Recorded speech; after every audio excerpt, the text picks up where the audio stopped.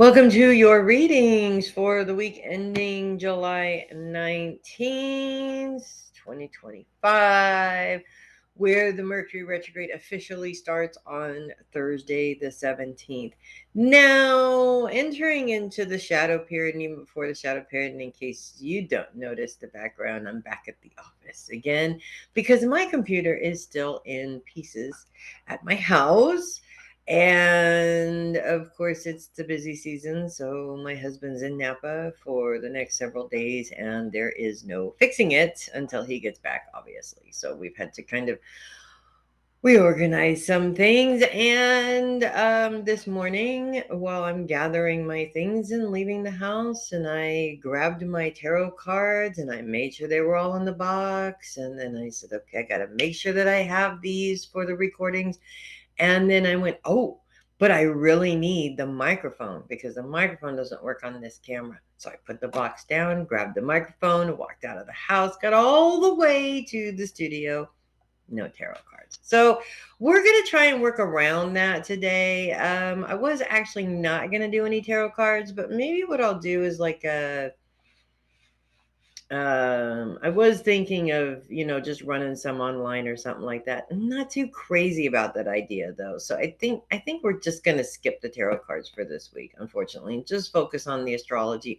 There's enough going on with that anyways, that we really don't need to worry about the tarot cards. So unfortunately, this week, no tarot cards. But yes, Mercury's retrograde is starting this week. Now, I've noticed since the 10th, which is only a couple of days ago, but even most of last week, there's been some kind of really good things actually that have taken place. Money, for example, money issues seeming to almost resolve themselves or being a little bit easier to resolve, if that makes sense, which usually when we're going through a Mercury retrograde, sometimes it does make things a little bit easier. So I'm kind of hoping that, fingers crossed, this Leo one is one of those types of retrogrades. So I'm not lulling myself into a false sense of security here, okay? Because that can very easily happen. But so far, not all bad. I mean, obviously, I have a computer in pieces at home, but I also have a backup one to use, and all that kind of stuff. So it's not the end of the world, just a little complication, right? Which is good. I'm hoping that we continue on that path, but like I said, of course, I'm um I'm not going to get lulled into a false sense of security here because that's just not necessarily a good thing. So let's get going with these readings here. I'm going to start as we always do with Darcy. We're kicking off. No, we're not. We're ending. Let me go to the beginning of the week here and not the end of the week.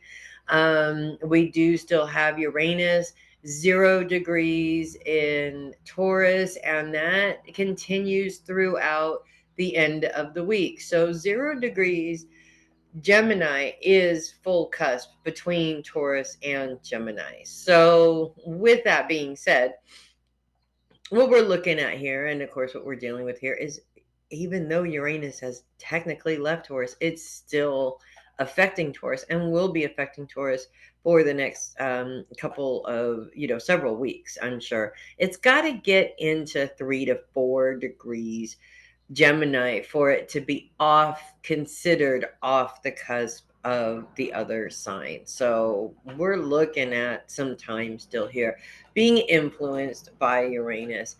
But that's not necessarily a bad thing because Uranus is in two different grand sextiles, one with the sun, Saturn, and Neptune, which again are in very close proximity with each other. Both are retrograde at this particular point. I do believe Saturn's retrograde started this week, as a matter of fact, or maybe late last week. So, with that being said, Uranus is focused on money, not necessarily a bad thing. And when you've got the sun that's focused on career, and then you've got Saturn and Neptune, which are both focused on your day to day, what you're doing to get that money, your day to day plan on that. things are just kind of lining up. So if you have some plans, gosh, it's really bright. My face just looks like a ghost here. If you are making specific plans around gathering some extra money, taking some extra hours at work, those types of things, lots of energy going into that. If you're not planning that, you might want to think about planning that. Just saying. Also, Uranus is in a grand sextile with Saturn, Neptune, and Pluto. Pluto is focused on the home. So we're taking all of this energy and making all of this money for a specific purpose. And that purpose seems to be to provide stability in the home. Now, here's the kicker though. I can't stand my face being that bright. So let me just fix this really quick. Okay, that's much better. So here's the kicker on that. Pluto is retrograde. Now, Pluto is our sense of power. It's our sense of ability to fix these problems and to make these changes. Pluto's all about change, but it's a retrograde. So it may seem like it's stifling that change. But in this sense here, I feel that this slowing down that ability to make these changes is actually working in your favor. Okay, I know it doesn't make much sense when you think about it, but you have to look at it this way. First of all, fixed sign, you're a fixed sign. Taurus likes to do things very thoroughly, doesn't necessarily like to rush through things. But when we get to this point where we're just desperate to find something just to get ourselves out of the situation that we're in, and the truth is that desperation often leads to disastrous consequences, big mistakes, very, very big mistakes. So we want to avoid that. And that's where Pluto being retrograde is actually working in your favor. I don't have tarot cards today because I left them at home. So I'm just going to go straight on mediumship here also. And I just want to say that the other thing that seemed to be coming up around you this week, it kind of feels like it's hard to explain, but it feels like there's one part of the week that seems to drag a little bit, and there's another part of the week that seems like you just don't have you can't catch up, if that makes any sense at all, because things are just moving at a very rapid rate, and it could actually be sort of kind of back and forth. Like you have a couple of days where it's dragging, then a couple of days, 2 3 days where it seems like you don't even have time to sit down and catch a breath for a minute, and then it sort of kind of smooths out again. And I think that, in all honesty, part of this lesson, or part of why it is like this, is to, in some cases, it is to prepare you. Because fixed signs, one of the biggest drawbacks to being a fixed sign is we tell ourselves repeatedly what we can't do, because we tend to move at a little bit of a slower pace than everybody else. We need extra sleep, more sleep than everybody else. Those mutable signs can live on like 2 3 hours a night and be perfectly fine. We can't do that. We need like 7 to 8 to 10 a night. So mm, with all that being said, one of the most valuable lessons that I learned since I moved out here to the Bay is I spent many, many, many years looking at the amount of hours in a day going, well, there's just not enough time to get all this stuff done. So I'm going to focus on this one thing. And I even remember having conversations with my girlfriend about how as long as I got to the grocery store that one day, that took up the whole day. And it really doesn't. It's about maximizing your time. And if you think about it, you freak yourself out. You go, there's no possible way that I can do it. But I learned that if you don't think about it and you just do it and you just pursue it, there's all kinds of time in the day to get as many things done as you want to get done. We just need to learn to maximize that time. And sometimes it's not even about learning to do that. It's just about getting up and doing it, if that makes sense. So that's what I have for you this week. Moving on to Jeannette, we have Uranus and Venus in Gemini. And we've got a couple of different things going on with that. We're going to start with Uranus because Uranus is in two different grand sextiles, really helpful ones at that. Uranus is focused on money and bringing that money in. Now we are in a Mercury retrograde as of the 17th. And sometimes I have noticed that Mercury retrogrades actually are good luck for money, at least in some cases, even resolving long term money issues. So, with that being said, Mercury retrogrades have a very bad reputation for being difficult, and this one in particular is in Leo. Leo tends to be a very ego driven sign. So you're dealing with a lot of egotistical miscommunications or a lot of communications that are all about the individual and what the individual wants. And when those things come up a lot, especially around one person, specifically one person, what you wind up getting is to a point where you just can't deal with that anymore. And that's when you stop being patient and start putting foot to ass, if you know what I mean.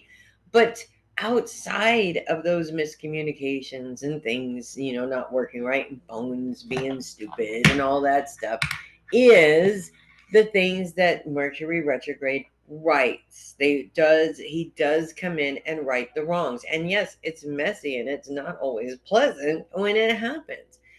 That being said, Uranus in a grand sextile with the Sun, which is focused on career, and Saturn and Neptune, which are focused on making sure that you take care of your responsibilities during the day, every day, and using your intuition to prioritize those things.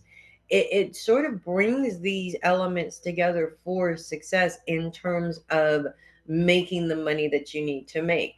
Uranus is also in a grand sextile with, again, Saturn and Neptune, but Pluto as well. Pluto's focus is on the home. So we're bringing all of this, all of the influence of why we need this money is kind of going in that direction a little bit. Now, what's interesting is that Pluto is retrograde. So Pluto being retrograde kind of feels like you couldn't change things if you wanted to.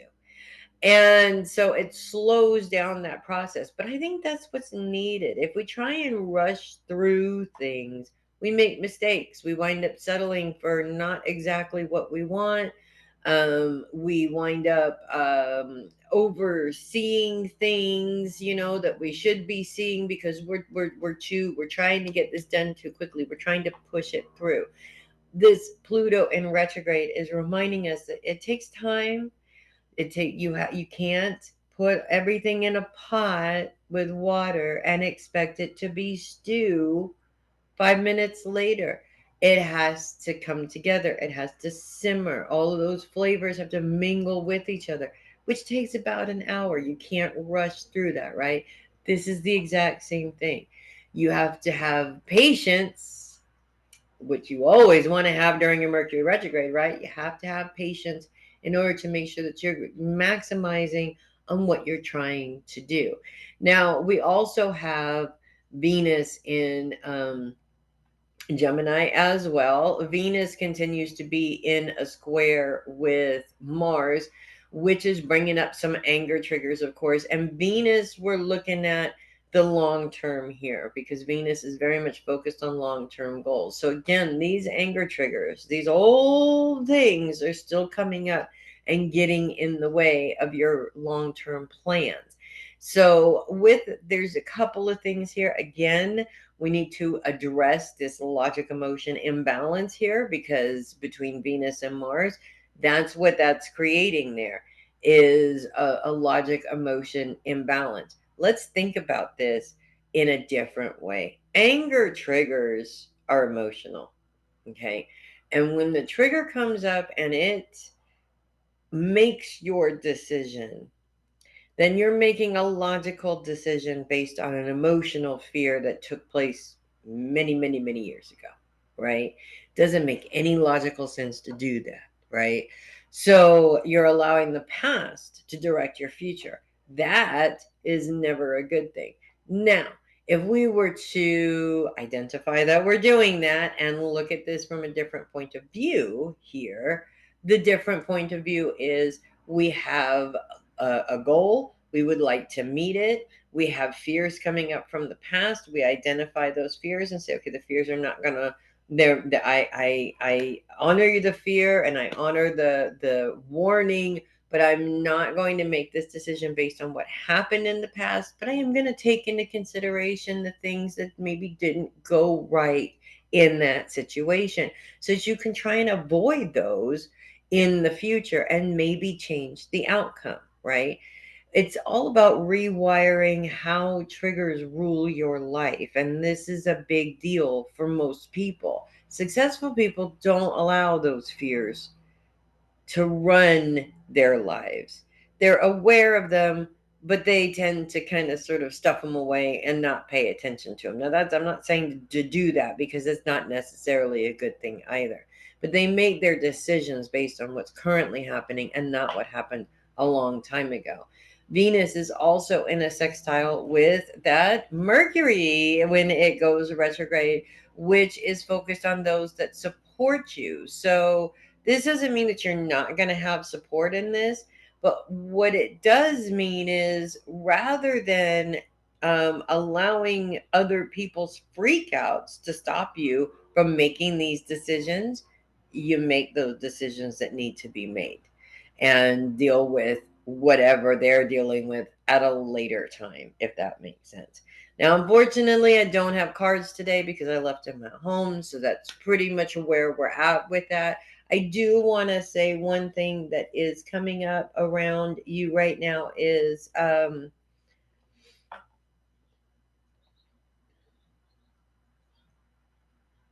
Mercury is retrograde. One thing we talk about electronics a lot. We talk about computers, we talk about phones, we talk about all those things when it comes to Mercury retrograde stuff. What we don't talk about, which we should talk about, is da, da, da, our vehicles. Our vehicles, anytime anything is going to happen with our vehicles, it's probably going to be during the Mercury retrograde. And that's not just our repairs, okay? That could be with the documentation also. Make sure specifically if this has to do with registration or something like that, make sure that you are very, very thorough when it comes to dealing with the business of that sort of stuff. You want to make sure that you leave there with everything finished and not leaving something to, oh yes, we'll get that taken care of and and mail it to you, because chances are it's not going to happen. Okay, I had to wait 11 months, 11 months for DMV to fix a registration issue because I bought a vehicle during the Mercury retrograde. That's all I did, was buy the vehicle during the Mercury retrograde. So that's what I have for you, my friend. Moving on to Connie. Mercury goes retrograde on Thursday. Now, I don't know if you've noticed this or not, because we did move into the shadow period on Thursday. And trying to think of when we talked. I know we talked a couple of times this week, probably Wednesday and Thursday.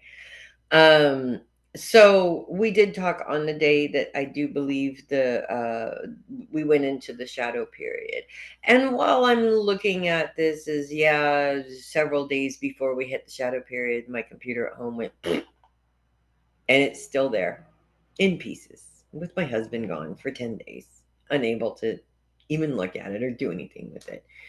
Um, that is unfortunate. But things like money has come in that I wasn't expecting, and other things, there's been some good things, not necessarily all bad, if that makes sense. So, Mercury retrogrades have a bad reputation for always being bad because we're not always looking for the good in what's happening during a retrograde. So, two things. One, this is a Leo retrograde. It's happening directly to you, and in some cases, once it goes in opposition with Pluto, it's happening directly to me as well.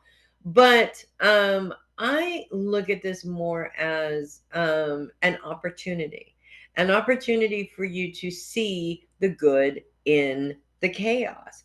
That this is really important. And the reason why it's so important is because we're not wired to see the good in the chaos. We're wired to see the bad. And when you come from a trauma background, you're double, triple, quadruple wired to constantly be seeing the bad, to constantly be worried and afraid and and debilitated by that, if that makes sense. So when it comes to healing and taking control of said healing, the number one thing that we have to do is start reprogramming ourselves to see the good things in the sea of chaos, right? And of course, with your life, we thought when your mom passed, things would calm down. And then you had issues with your dad and Barbara. When your dad passed and you weren't necessarily so connected to that family, that maybe things would calm down, and they didn't, right? Because Brent had his episode.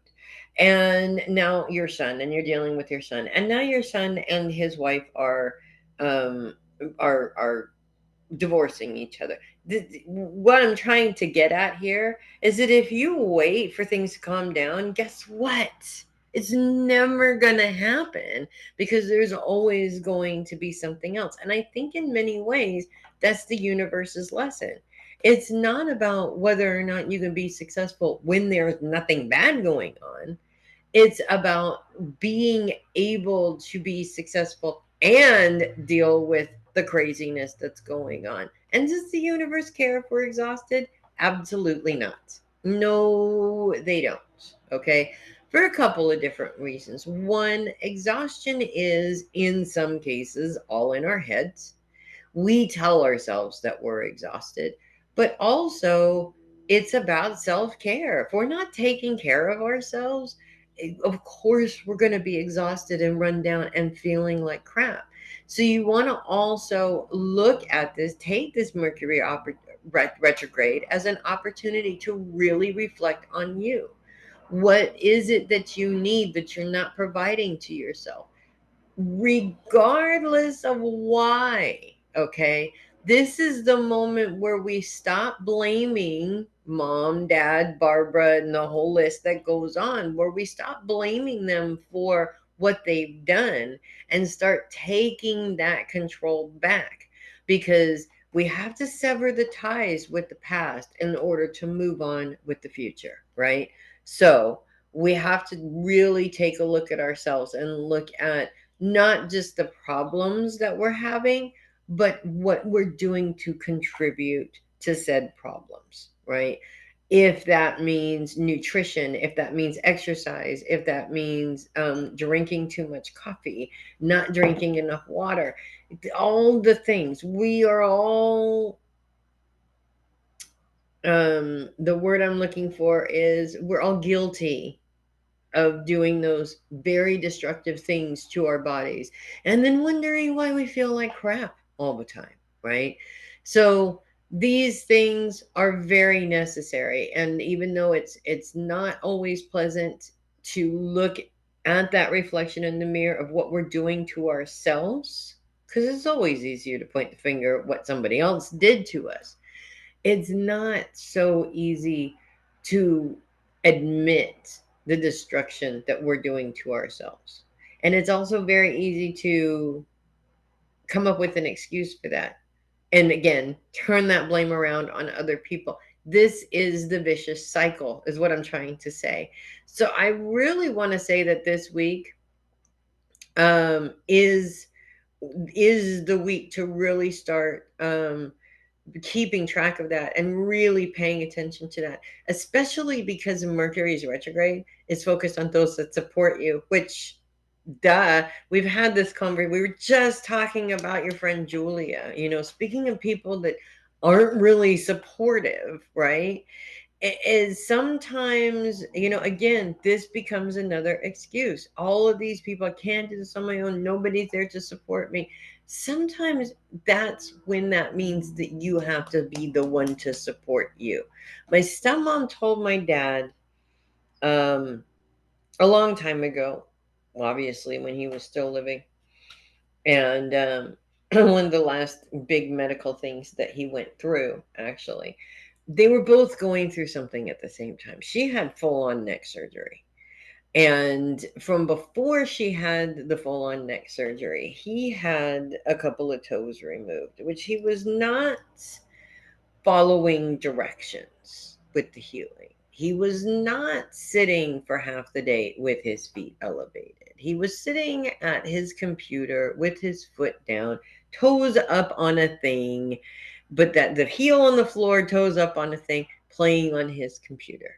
Okay. He didn't want to sit in his chair and elevate it because he was too far away from his computer. So he did not follow directions with that. He did not follow directions about drinking water. My dad never drank water. He did not follow directions with his diet, right? And then the result of that was there I am taking care of my stepmom because she had surgery and she couldn't drive and she needed somebody to do all of those things. And then he goes into a few days later after she gets home, he goes into an appointment. They can clearly see that those toes are not healing. The doctor says, "Have you been elevating it?" He, of course, says yes, which is not true. They look and they look, and of course, the doctor says, I can tell that you have not been following directions because of where the healing process is. But they also found a blockage in his leg. So that became the excuse. It wasn't his fault that he wasn't following directions, it was the blockage in his leg. And they wound up taking him in there. And he wound up being in the hospital for a little bit longer. But wait, there's more. Because, of course, there was nobody at home to take care of him. My stepmom's doctor and his doctor were on the phone with each other. My stepmom's doctor's like, nope, she cannot take care of an invalid right now. He has to go into a facility, which he did not want to do because he couldn't smoke cigarettes and he couldn't do what he wanted to do. So the whole time, my stepmom kept telling him, up until that point, she had been his advocate. She was in there all the time. She was on top of them. She was making sure that he was taken care of. He was getting the quote unquote attention that he craved. Okay. But now she couldn't. She couldn't be his advocate. And she explained to him beforehand. She says, "I'm doing this for you, but someday you might need to be your own advocate." And he refused to be his own advocate. And the results of that were rest of his foot came off, right?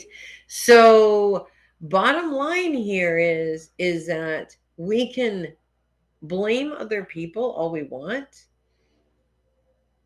but that doesn't stop what's happening. Okay. If anything, it says we have no control over it, so we're not going to do anything. So it keeps it going and it keeps it going forever. And we don't want it to keep going forever. We want to take control of our lives right now and be our own advocates because we can't always rely on somebody else to be that advocate for us. I mean, I would like to think that if something happened to me and I was stuck in the hospital, that somebody would come in and take care of that. But I cannot rely on my husband for that. He's not good at that, right? So I just hope I'm awake long enough to be that advocate for myself and get what I need because I can't rely on somebody else for that, right? I don't have anybody like me except for maybe one of my kids. And it's whether or not he's around and available. You know what I mean? I would like to hope that that's going to happen, but I can't rely on it, right? So I have to take care of me. I have to get ahead of it, right? And yes, I am a huge hypocrite in telling you this right now because I have not called the doctor and gotten ahead of it yet. Okay. I'm just saying, right? Um, I know that I'm being a huge hypocrite when I'm saying this, but I am also aware that I need to take control of me as well, just like you. Now, I don't have tarot cards today, unfortunately, because I left them at home. So we're going to leave it at that. I don't see any major things taking place this week. I don't see any major issues coming up. The thing with Sean and Desiree is just going to be what it is. I think that shit show nightmare, we're looking at that really starting to build up some steam in a few weeks from now, maybe even towards the end of that retrograde. So that's what I have for you. Moving on to Jenny. Mercury officially goes retrograde on the 17th. And I have to say that one of the good things that has come out of the shadow period so far is your email yesterday, because we had the shadow period on Thursday. Now, this was a big problem for me, and this is actually a beautiful example of how Mercury retrogrades actually do help fix problems. Okay, because that was a problem. $9,000 that we supposedly had at the end of the year. I was stressing over that. Okay, literally stressing over that, because it's just like, I'm going to be held responsible for this 9 grand that's not there, and so consequently, once you fixed it and you looked at the bank statements, you come back with $200-300, which makes a hell of a lot more sense. Okay, now that huge financial problem is done. It's over. It's been solved. And Mercury was in the shadow period at that time. This is what I'm saying. Sometimes Mercury retrogrades do fix problems, specifically long term problems that have been dragging out. And that's been going on since the beginning of the year, right? So, with that being said, yay, thank you so much. I really appreciate that.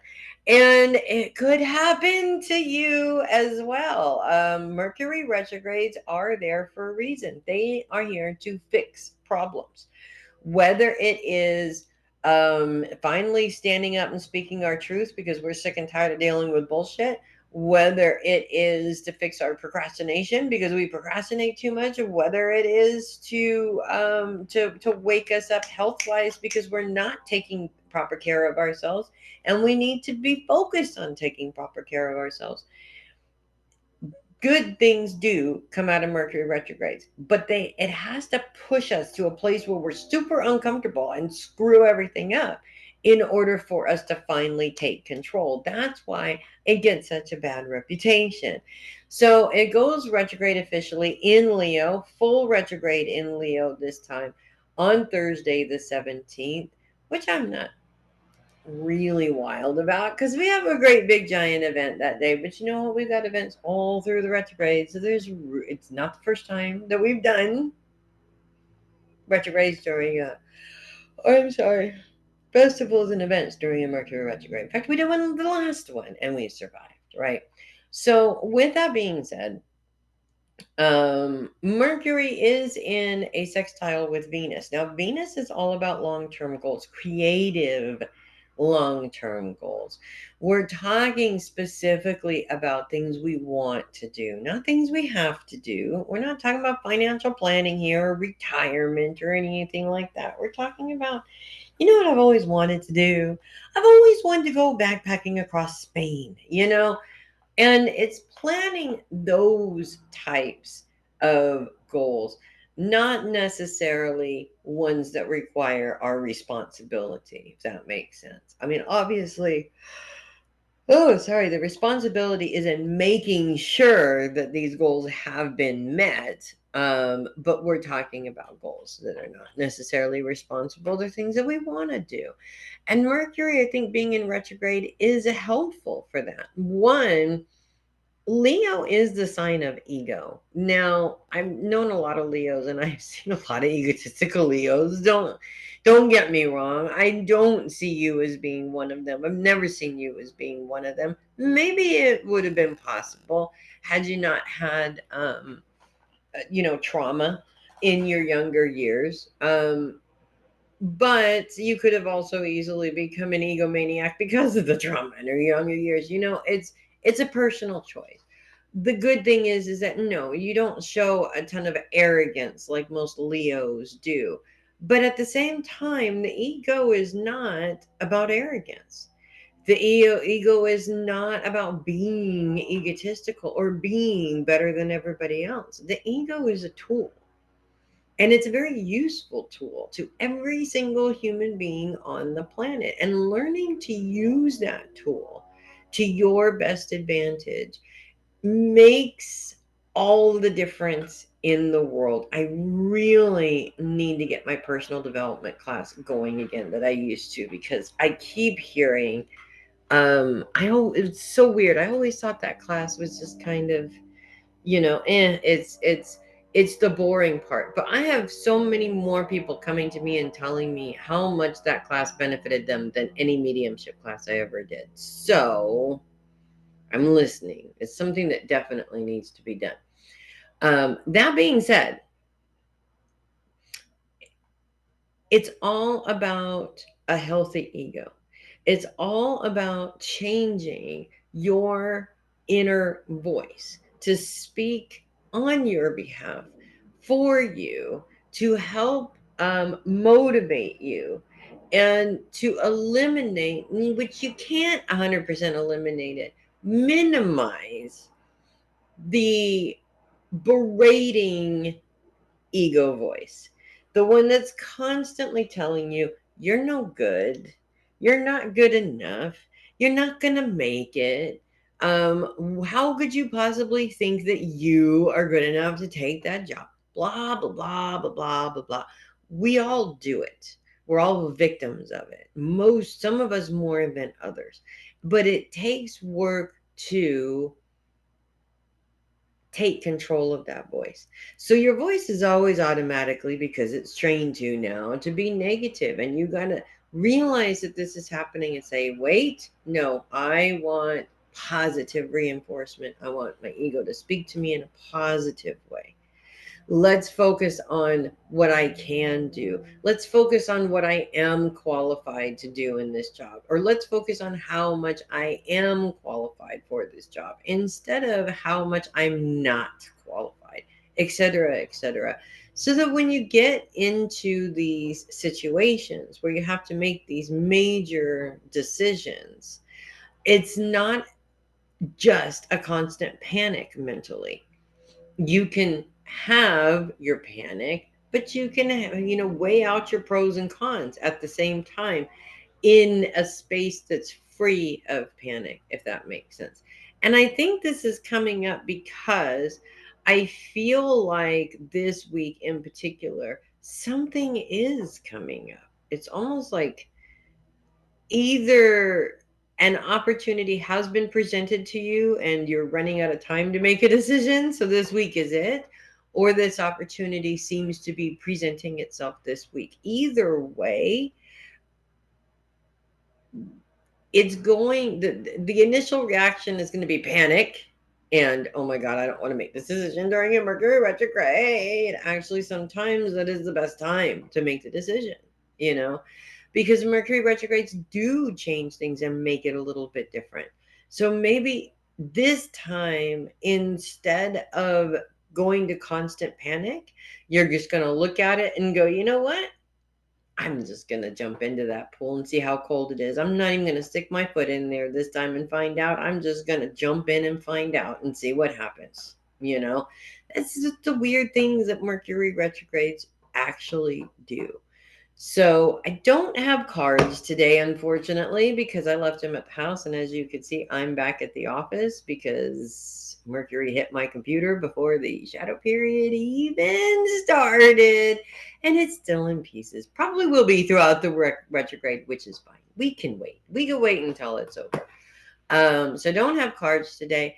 But I will also say this, and that is that Mercury's influence is in those that support you, which means this is not a decision that is going to be made by multiple people. This is a decision that Jenny needs to make, and Jenny only needs to make. And everybody's going to have opinions, but in all honesty, this is all about you. So that's what I have for you. Moving on to Linda, Mars continues to be in Virgo, bringing up anger triggers, and Mars continues to be in a sextile with Venus, which is focused on long-term goals, specifically goals that you want to create, goals that these are not goals that you need to take care of. These are goals that you want to take care of. I see Venus standing there as a solo act. And that seems to project into Linda on a stage as a solo act, which is very interesting, actually.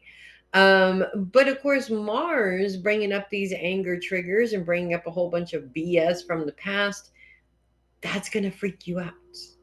And the fact that it freaks you out is probably the reason why it hasn't happened yet. So there's a couple of things that come up around this. One, I feel that this week you have been dealing with that for the last couple of weeks. And this week it just feels like it gets too overwhelming, especially with Mercury officially going retrograde on Thursday. You know, when you put off something like this for a couple of weeks because you're not really sure which direction to go in, Mercury goes retrograde, comes and screws everything up, just makes a huge mess on the floor for you to have to clean up. And there's two different types of people. There's the people that look at the mess and say nope and walk away from it. And then there's the Virgos that look at a mess and go, I can't leave that there. I've got to pick it up. Right. And of course, you are in the second category and not necessarily the first category. Right. So, in this sense, you can minimize the damage, by the way, by getting on that quicker than waiting until after Thursday. You might be able to minimize the damage there. But I think there's a couple of things around this. One, you've never had time. You've always been involved in so many different things that you never had time to be the solo act. And never having time to be the solo act is an awfully good excuse why you haven't been yet.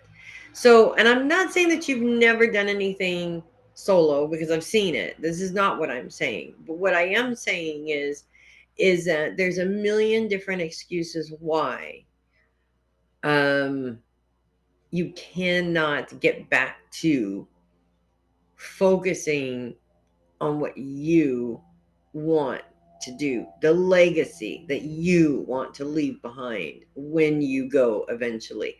And of course, everybody's going to be against it. And of course, everybody is going to fight against you pursuing what you feel in your heart is the direction that you need to pursue.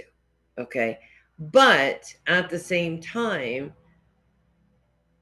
you know how to communicate the importance of that better than probably anybody else can.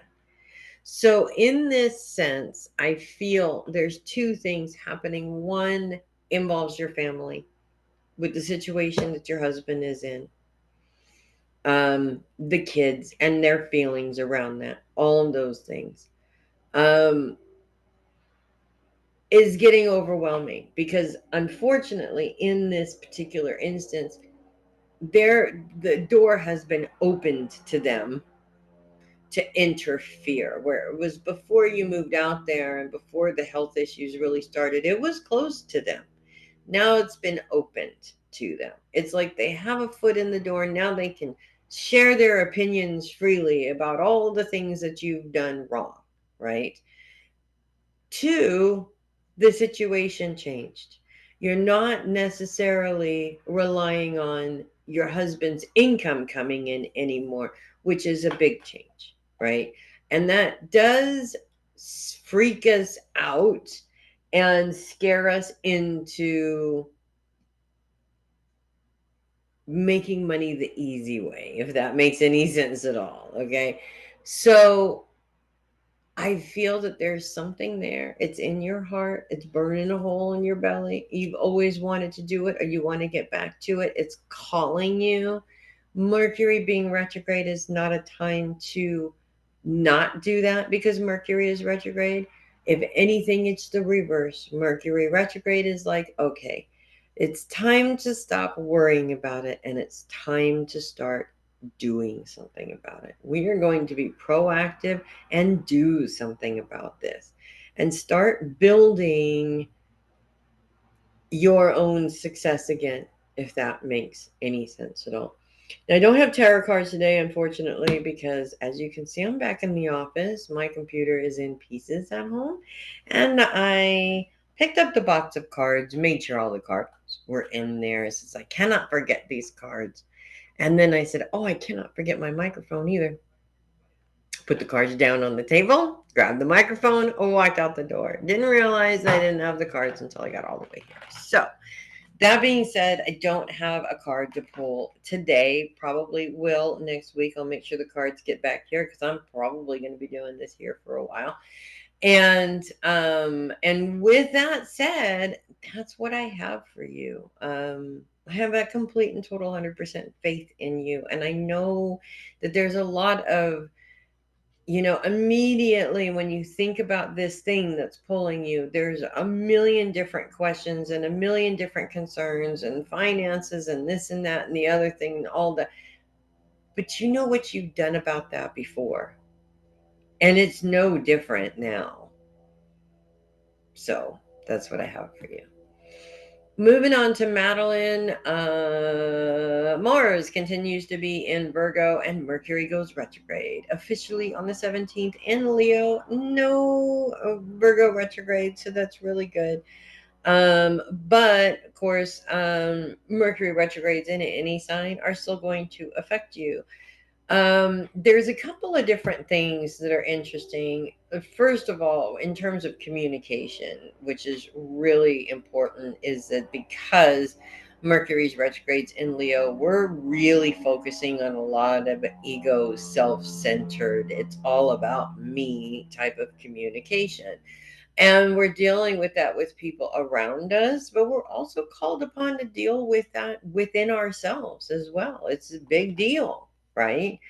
We don't really look at ourselves in the mirror and focus on the things that we do that are not good for us, that are not good for the relationships around us. We do things and we use excuses as to, what other people have done to us that have created that in us, which means we're not taking accountability for ourselves. And Mercury retrogrades are very much all about that. And I think this one in particular is because it's ruled by ego this time around, and we're dealing with it for the next 3 weeks. So there's two things. One, you can look at this from an outside influence. And if you're dealing with people who seem to be very ego centered in their communication, and it seems to be a problem between you and them a lot, maybe it is important to change how you approach them and how you communicate with them, because you changing the way you communicate does change the way they communicate to a certain extent. However, if this seems to be an issue with everybody, that's when you have to look at you, right? Because if you're having the same problem with everybody, the common denominator is you. And I think that we all sort of go back and forth on this. Sometimes it's other people, sometimes it is us. And when we deal with trauma at a young age, a lot we get very ego centered, right? I think too, I've heard, I don't know. Well, actually, that's not true. I do kind of know. But when you're the only child, um, that there is a sense of that as well. And I say that I know because technically, even though I'm not my mother's only child, I am my father's only child. So I had to share with siblings on one end, but was the sole star of the show on the other end and got spoiled rotten because of it, which I know you did too, a little bit. I mean, I was there, I saw. And so, um, and that in itself causes a very ego-centered person. So I think that this Mercury retrograde is actually a good idea. It's a good time for us to check our egos and see, are we using them for healthy reasons? Are we using them in a healthy way, or are we using it to try and manipulate everybody around us to get what we want? That's not necessarily a good thing, and it comes back to bite us in the behind every single time. Trust me on that. Trust me on that. I've been there more times than I could care to admit. The other thing is, these triggers are coming from, all focus is on the 12th house, and that's why it's all about anger triggers right now. And this is also a really good time to understand what your triggers are trying to teach you. Now, it is very common for people that when they get triggered, they go, "Oh, I'm triggered, and you just have to like get away and stop triggering me." Okay, no, that is absolutely 100% wrong. 150 million% wrong. Okay, triggers are not an excuse for people to tiptoe around you or treat you differently. Okay, triggers are attached to something that was traumatic at a specific time when it happened, and and we haven't dealt with it since then. So when we have the triggers come up, one, it's an opportunity to deal with that, whether it's letting stuff go, forgiving yourself, looking at it from a different point of view, just accepting the fact that it happened and leaving it alone and moving on, whatever. There's a statute of limitations of what you can blame on your parents. That's what I've been told, anyways. So, or it's an opportunity for you to learn how to work through the trigger.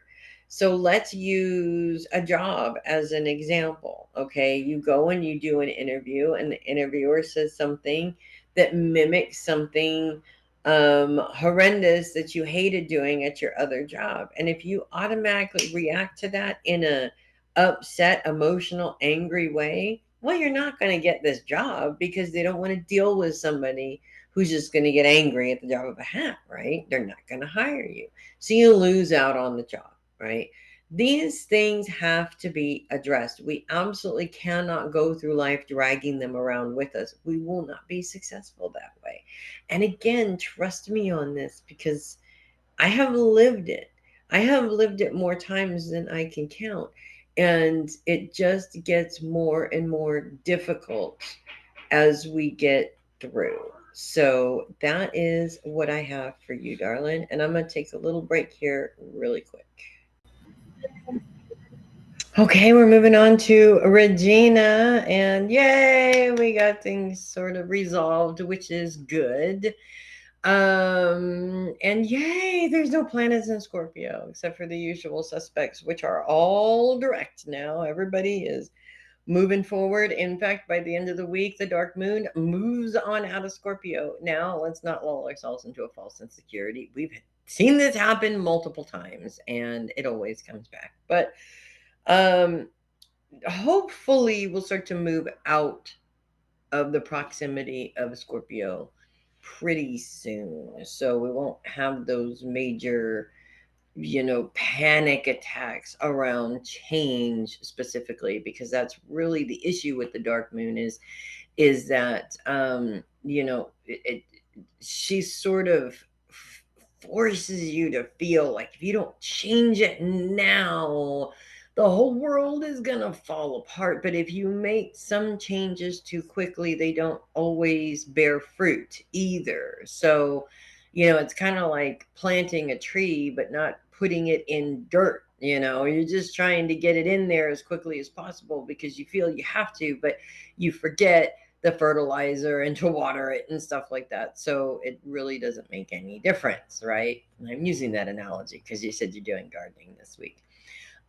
Juno and Vespa still continue to influence things though, and focuses on the past, which is also interesting. You can't change the past, and this dark moon kind of trying to force you to change the past is sort of counterproductive, because you can't. You can change how you feel about the past, but you can't change the events that took place.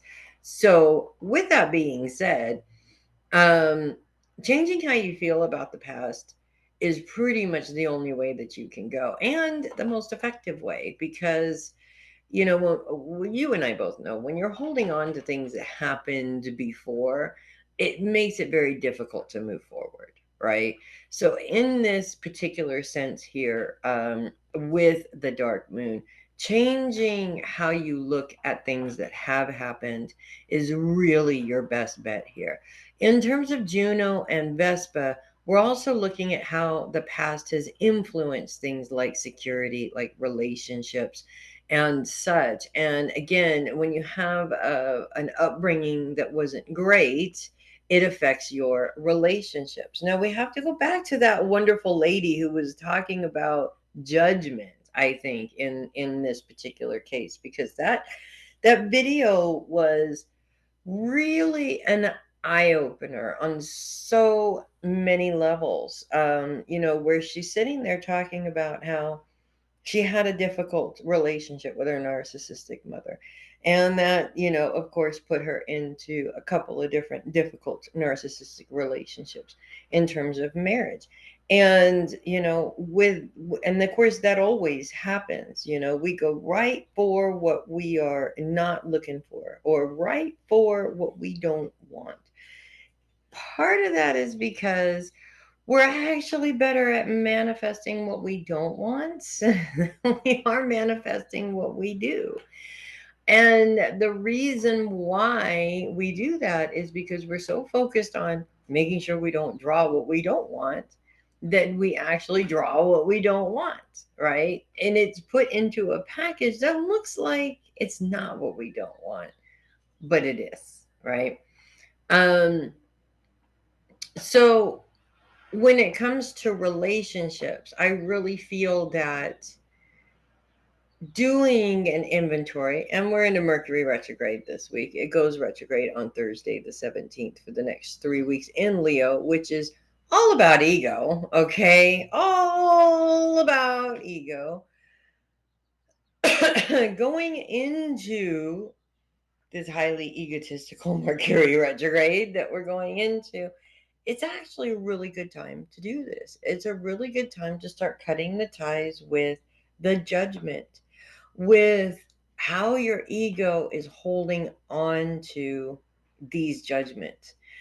What happens is, this ego and these we hold on to these judgments for a reason. It's always a really good excuse. It's a good excuse why we haven't been successful in our lives. It's a good excuse why we wound up in marriages and relationships that are not much different from what we grew up with. It's always an excuse.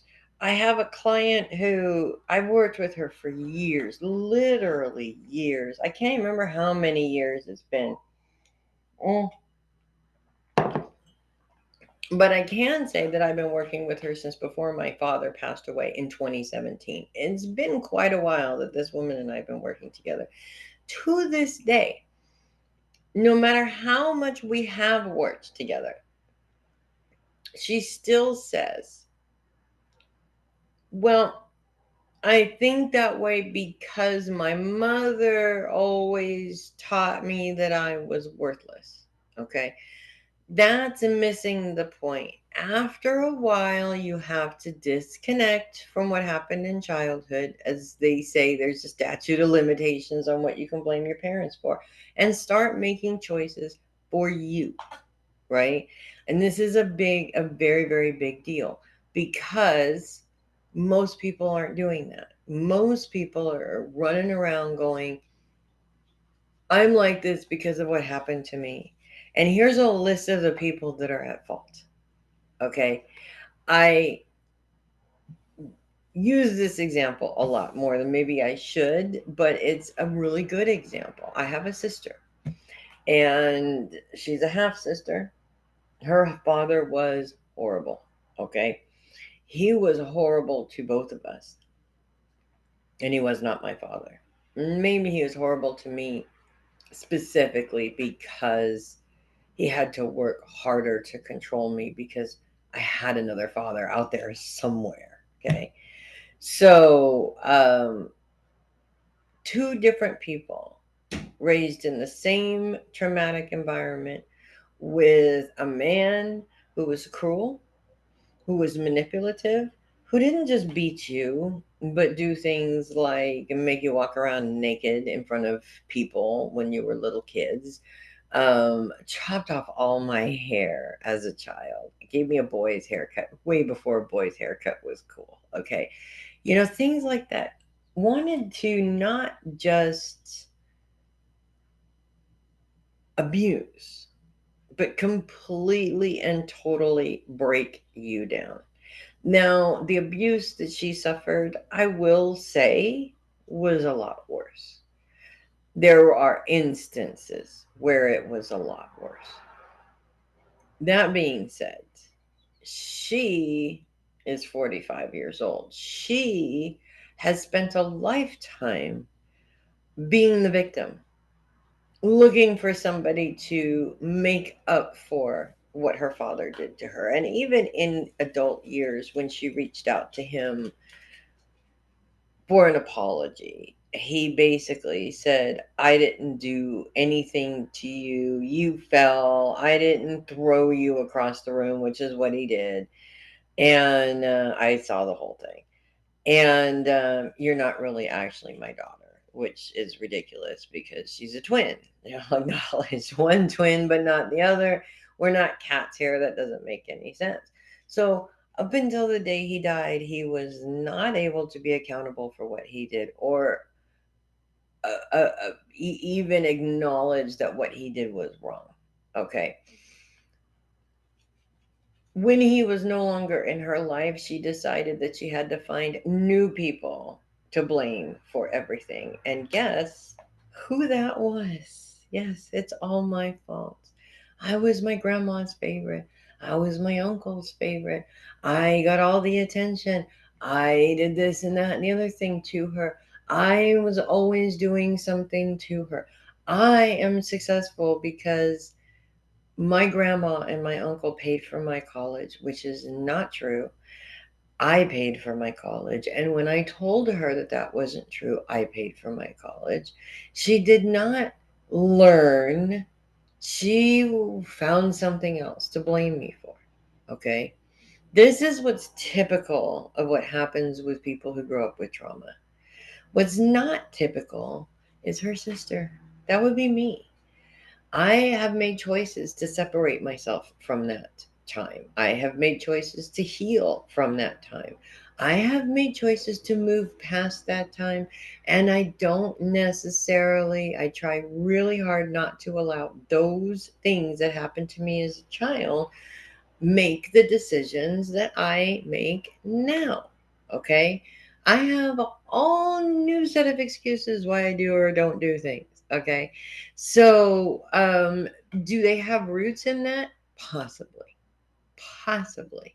But I still know that I can make the choice whether or not to embrace those things or let those things hold me back, right? What you won't hear is me running around going, I can't do this because I was abused as a child.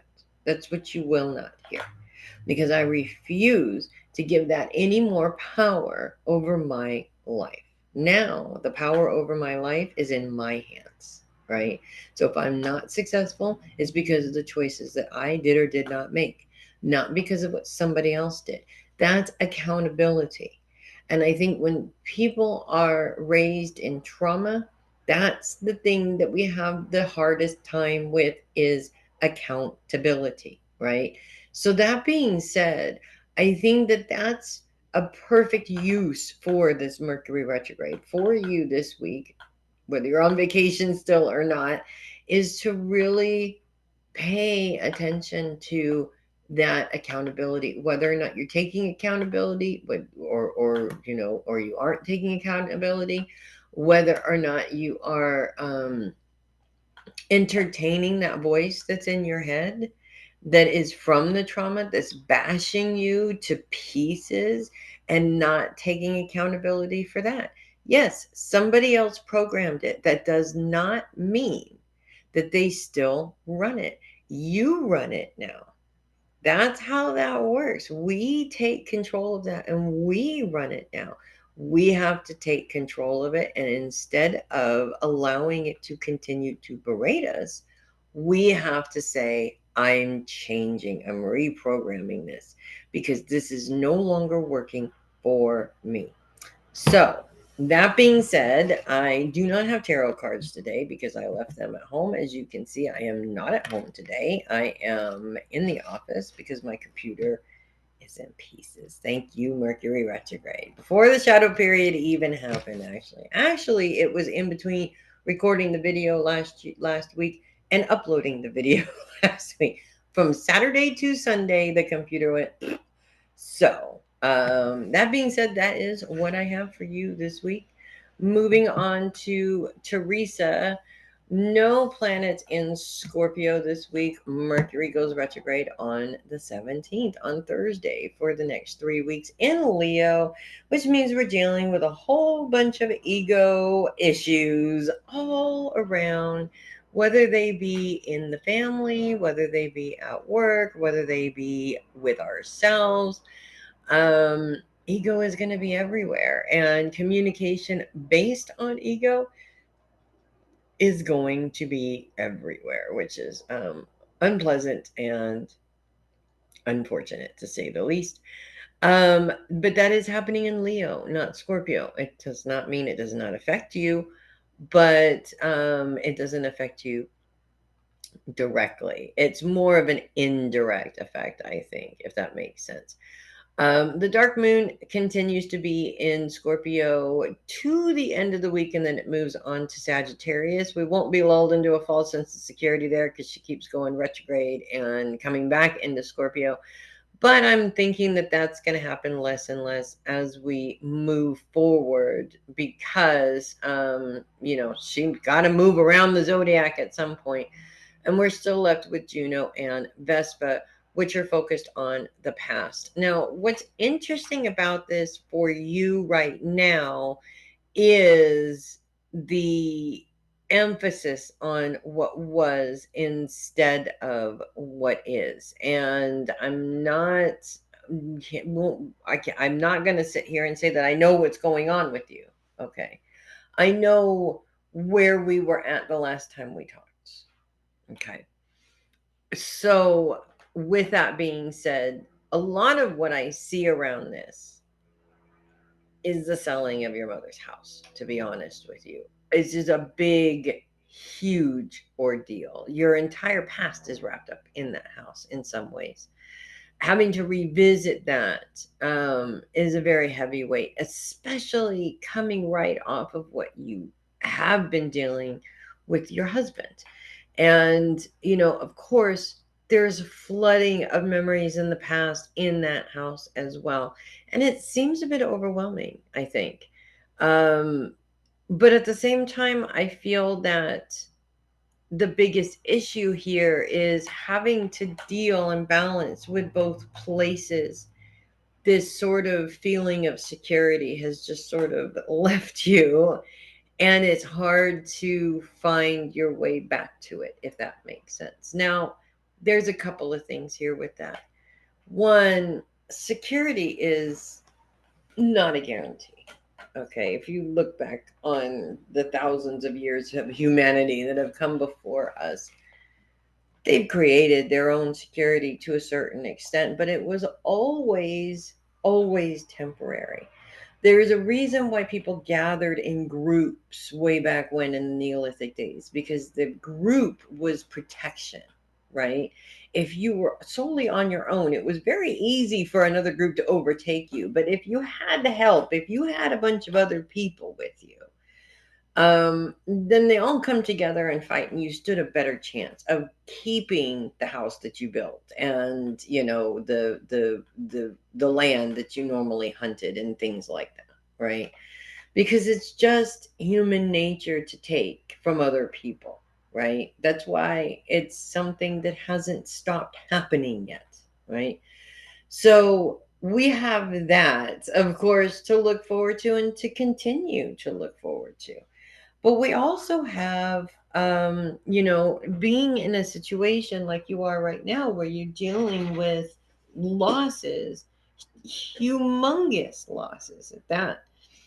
It's not just the people.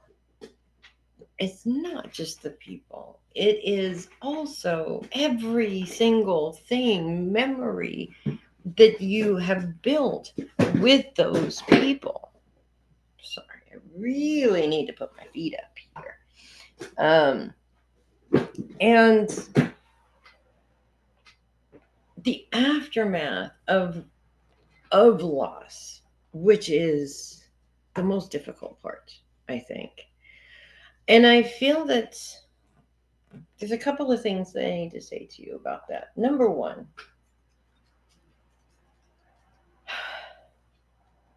the sooner that you can deal with it, the better. And the reason I'm saying that is because if you drag it out, it's just going to make it harder on yourself. If you run away from it, it's just going to make it harder on yourself. But at the same time, you need a balance. You need time to spend on that, and you need time to spend on other things. That's what's really important. Work right now is a really good escape from all of this emotional nonsense, okay? And it's not nonsense. I'm not trying to berate what you're going through, because it's not. Okay. However, too much time spent dealing with all of the memories and all of the loss and everything is just going to pull you down. Running away from it is just going to prolong it. That's why you need a balance there. So, making sure that you have time for work, making sure that you have time to focus on what needs to get done, and making sure that you have playtime available. Make sure that you're having fun too. Go out with your girlfriends, go out to a mixer. Um, do something, plan something with your grandkids, whatever it is. You have to have a little bit of everything right now in order to get you through what you're going through, if that makes sense. Um, I do see a possible opportunity coming up for you, and it's a pretty big opportunity. It seems like it could be a bit overwhelming because of the size of the opportunity, which might be throwing you into hurrying up and trying to get this done as quickly as possible. The opportunity isn't going anywhere. Okay. I don't see it as going anywhere. And I do see that if you were to explain the situation, they would be understanding to a certain extent that you would love to pursue this opportunity, but continue to take care of business at the same time, which is also really important. So, balance is your word for this week. Especially during a Mercury retrograde. Balance, not lacking balance during a Mercury retrograde will literally make you crazy by the end of this. And that's, of course, what you want to avoid as much as possible. I don't have tarot cards with me this week, unfortunately. I left them at home because, as you can see, I'm at the office. So that is what I have for you. Feel free to reach out if you need to. I'm always here. Moving on to Jillian. No planets in Scorpio. Mercury goes retrograde this week. And what's interesting about that is it's in Leo. It's in the it's all about me egotistical Leo sign, which means all of that all about me egotistical bullshit that we deal with other people around us. Yeah, that's just going to get worse for the next 3 weeks. Chances are it probably already started. It's actually, it never really ended, right? I mean, we are talking about our family here, okay? It's full of that. So, I mean, I totally get that, of course, but outside of all of that, it's probably going to be amped up even more than it normally is. Yay. And we continue to have no major planets in Scorpio, but Vespa and Juno still running things in Scorpio. The dark moon's there, but not there. You know, she's moving out of Scorpio into Sagittarius. She's done that before, you know, back and forth, back and forth, back and forth. But Juno and Vespa are actually really interesting focuses right now, we'll say. Juno, of course, all about how we relate to others and relationships, and then Vespa, which is all about security and whether or not we have it. Two things about Vespa, one of which I might have brought up last week, to be honest with you, if not to you, to somebody else, and that is false senses of security.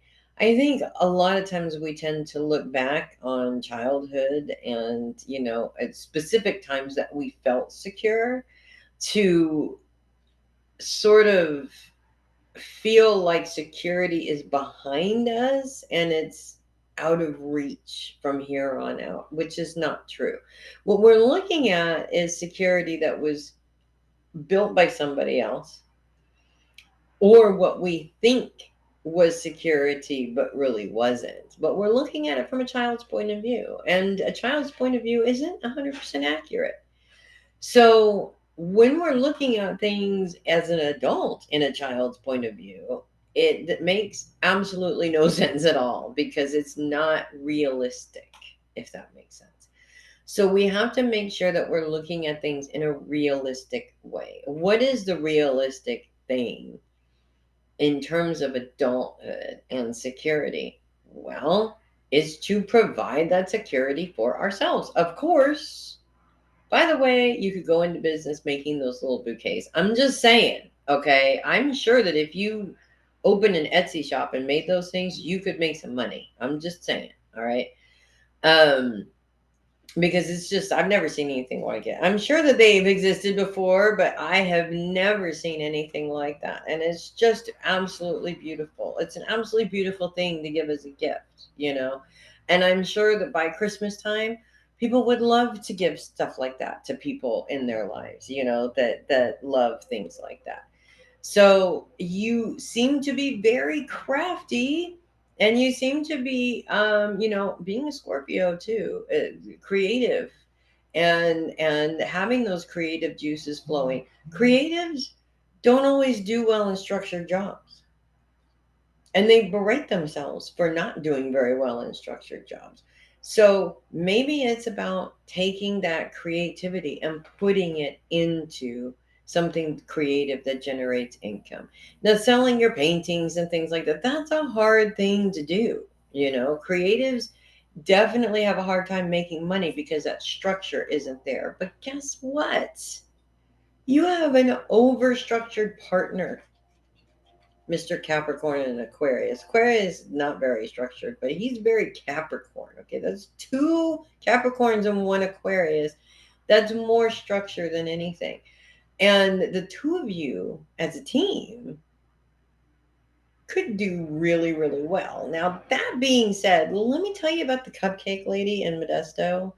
One of the few things that I actually miss about Modesto is the cupcake lady. She got a taco truck, painted that shit pink, put cupcake lady across the side of it with a picture of a cupcake.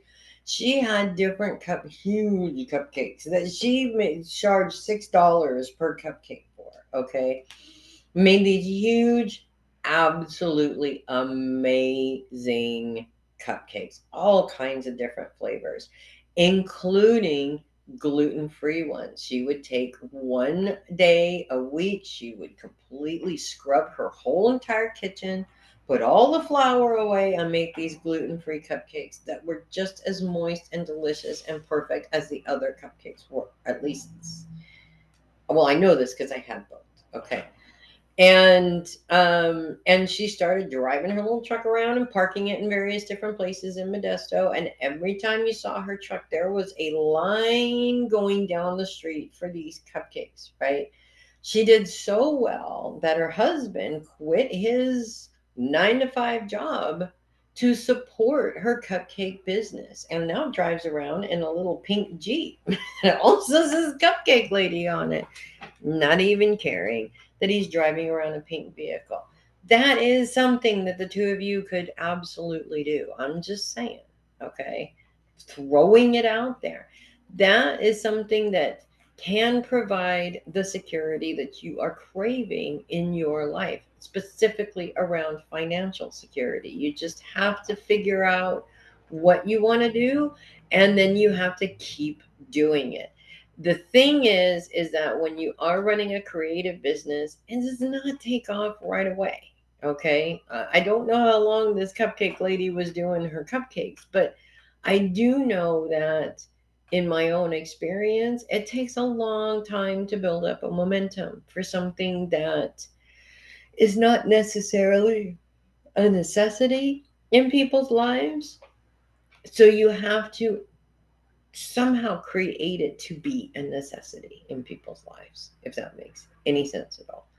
So, with that being said, you can't go back and rely on people to create security for you as an adult. It doesn't work that way.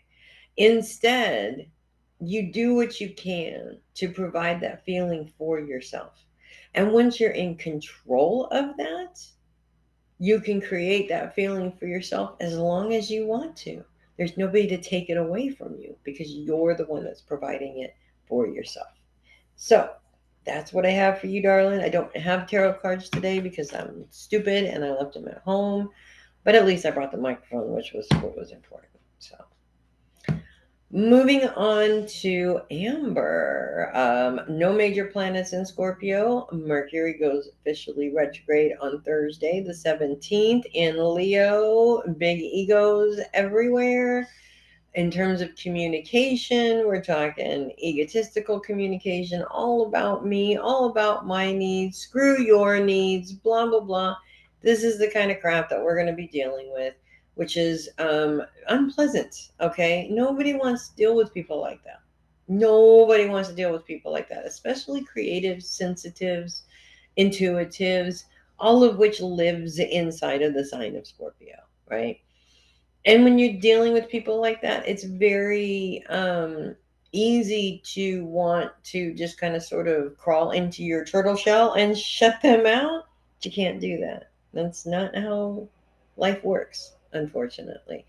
You can't hide from the world as much as we would like to hide from the world. We have to deal with what the world is providing to us, unfortunately, the hand that we're dealt. For example, having had two narcissistic parents and a narcissistic step parent as a young child, I have four parents and only one of them is not absolutely crazy. And she lives all the way in Texas, which is unfortunate. But um, having dealt with narcissistic parents my whole life, dealt with a narcissistic sister, dealt with, all of this bullshit from people, I swore I would never, ever, ever deal with another narcissist again. And then I went into the music business. This doesn't make any sense. Blindly walked right into a business that I knew was full of narcissism, but of course was blindsided by it. That's what the universe does. The universe is like, oh, you're not going to deal with it anymore? Okay, we're going to move you over here where you're surrounded by it. Okay. Forcing us to deal with it because it's a part of life. We cannot hide from it, right? And the more we try to hide from it, the more it's sitting outside of our door going, that's okay. You got to open that door someday, right? It's really frustrating and annoying. So you could save yourself a whole lot of time by just dealing with it now. Instead of trying to avoid it for years and then having to deal with it when you're almost 50, like I am, right? Um, so yeah, that is gonna be a thing. And there's no way around that. Especially when you're dealing in the creative business. Um, or businesses, I would say. It seems to come up a lot. It does happen a lot. We've got Vespa and Juno focused on the past. And what's interesting about this now during a Mercury retrograde in Leo is a lot of this ego is probably going to come up from your past, as that's why it's such a deep trigger. Remember how I said I dealt with a lot of narcissism my whole life in my past with family members, close family members, people who were supposed to be taking care of me and didn't, right? And so the consequences of that is that I wind up coming to this place where I just don't want to deal with it anymore and I'm stuck dealing with it. Okay. Because I'm running from it.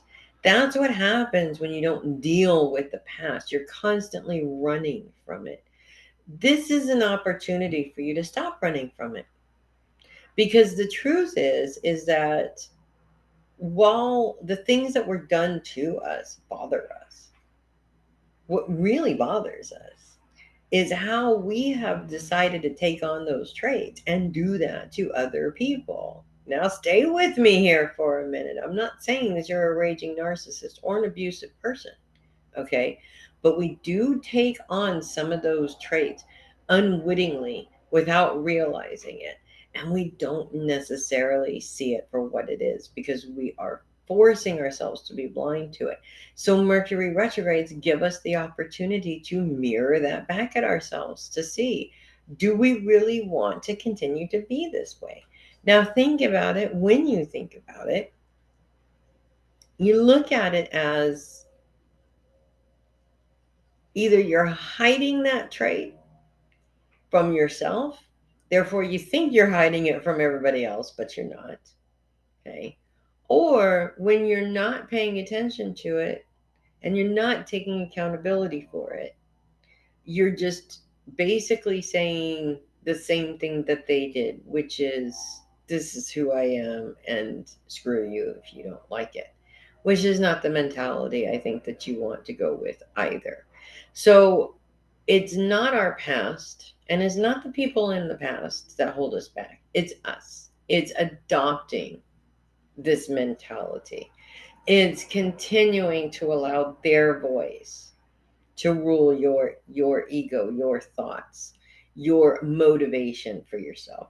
Your ego should be motivating you. It should not be berating you.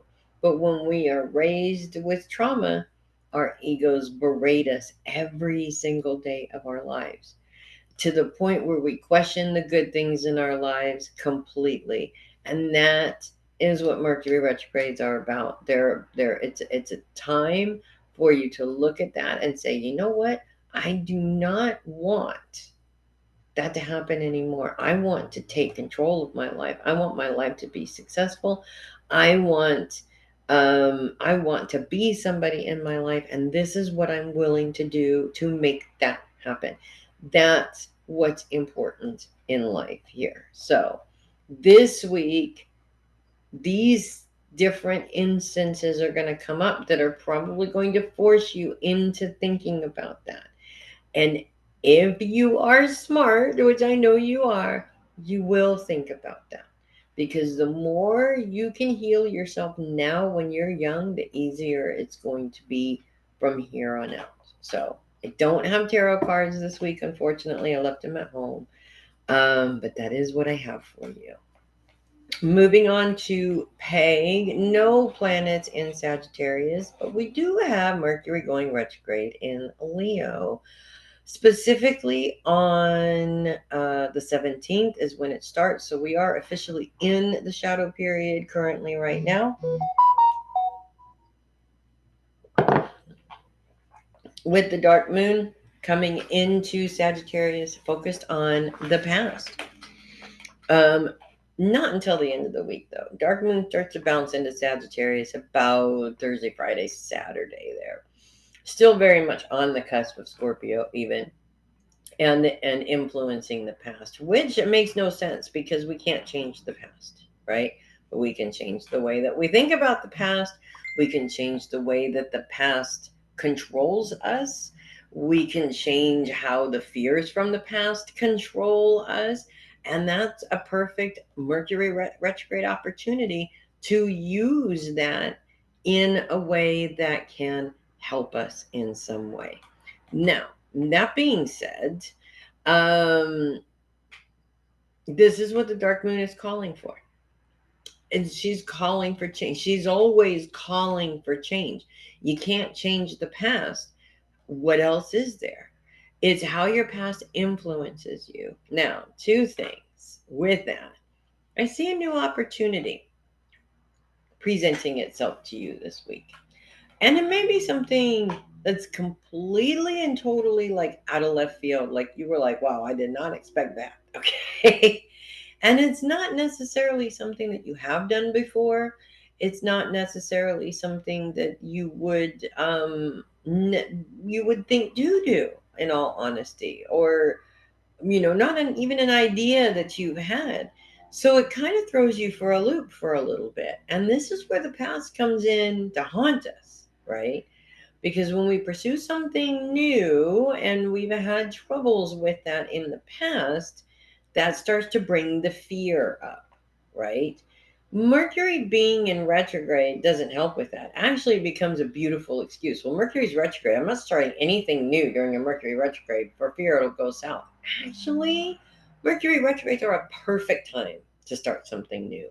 And a lot of times, new opportunities present themselves during Mercury retrogrades, um, because it's out with the old and in with the new, right? And I think that the reason why we have so many Mercury retrogrades is to remind us to clean out that closet 3 times a year instead of 3 times a decade, right? Or just whenever we decide to move. So with that being said, this is an opportunity to approach this new opportunity in a completely different way. Rather than panicking about it, rather than letting it freak you out, rather than thinking about all the different ways that it could go wrong, let's look at this logically. Let's look at, is this something that you can do? Is this something that you want to do? Is there any kind of interest in it for you? Does it seem like it might be fun, etc., etc., etc.? This is about stretching yourself, and doing something that's a little bit out of your comfort zone that could be very exciting. And I don't really feel that it has anything to do with the psychic stuff at all. That may come up later, but I don't think that this opportunity is led by that. We'll put it that way. It's not like a group, a reading group or anything like that. This is more something that's completely different. Um, it could be something that you have been interested in the past, but it also could be something that you've had no zero interest in, and you're just kind of like, huh, that's interesting. I've never done that before, right? And again, this is also not something that you're doing to pay your bills necessarily either. I mean, it could even be something that's volunteer. So this is not about the money. It's more about what you're doing with your time, if that makes sense, and how you are creating something. It's very community based, if that makes any sense at all. Putting your energy into healing the community, helping the community, prioritizing, etc., etc. So this is really like a give back more than it is something that completes peg, if that makes sense. I think there's an element of that in this, but there's an exchange there. I really don't know how to explain it. Um,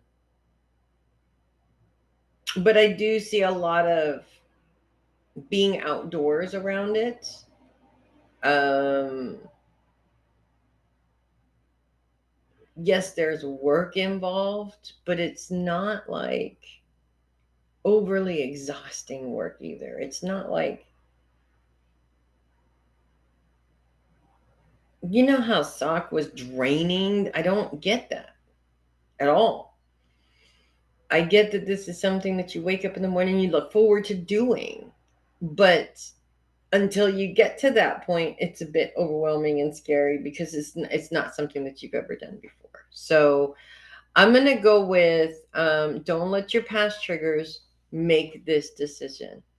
Make this decision because you want to do something different. You want to do something that means something. You want to do something that could potentially make you feel good because you're doing it, if that makes sense. Unfortunately, I do not have my tarot cards with me today, so I can't pull a card. So that is what I have for you. And finally, we're moving on to Mama Sherri. Focus is on the mind, big ideas happening all over the place. With a little bit of the dark moon at the end of the week, moving into Sagittarius, focused on the past. We know we can't change the past. If we could, we would have done it already. Um, totally get that. But I think that for you, this is more about the ideas here and really paying attention to them. And specifically, this is ideas that are popping up, but I'm being shown that sometimes when these ideas pop up, you go, I have no clue how to do that. And then it's just kind of sort of the door is closed on it, right? There's two things here. One, I think both of us are missing the community, the psychic community of the chat rooms and being a part of something a little bit bigger. It was motivating. It gave us something to do. We enjoy doing it. You're writing solo just seems like a huge effort, if that makes sense. Um, huge, exhausting effort, no less. Um, Number one. Number two, when you're at it on your own and you come up with these ideas, you don't know where to go with that. And not knowing where to go with that is almost like shooting it before it even takes off, if that makes sense. And so there's a couple of things here. One, rather than shooting it before it takes off, it's about trying to find out, figure out, talk to people who might have the knowledge in what needs to be done, if that makes sense. Two, it's about manifesting and it's about asking. And, I always myself seem to forget that when I'm sitting here and I am trying to figure out why things aren't going the way that I'm supposed to go, I want them to go, or they need to go, or what have you, I constantly forget to ask. I'm constantly having to be reminded to ask. And yet we both go around telling everybody, they can't help you unless you ask for it. But we keep forgetting how to ask, right? And this is a big part of it, is this is how we used to work with spirit and how we have kind of sort of walked away from working with them in the same way is this constant sort of forgetfulness. So I think that meditating with your guides to get some of those questions answered will help, even if it's point me in the direction of the person that can help me with this, because I would really like to pursue this idea, but I don't know where to start. I don't know how to do it. um that's one thing. The other thing is, I'm I'm glad you're nowhere near those floods. Although I know that you've gotten a lot of rain. Um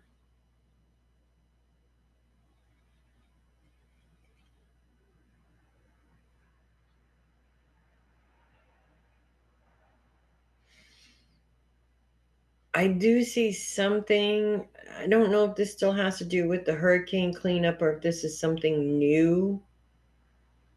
I'm just being told to tell you not to take on something that's physical labor that you shouldn't do. just because you want to prove that you can, if that makes any sense at all. It could be something that you could have done a long time ago before the neck injury, but now is just probably not a good idea. There's too much recovery time from it, if that makes sense.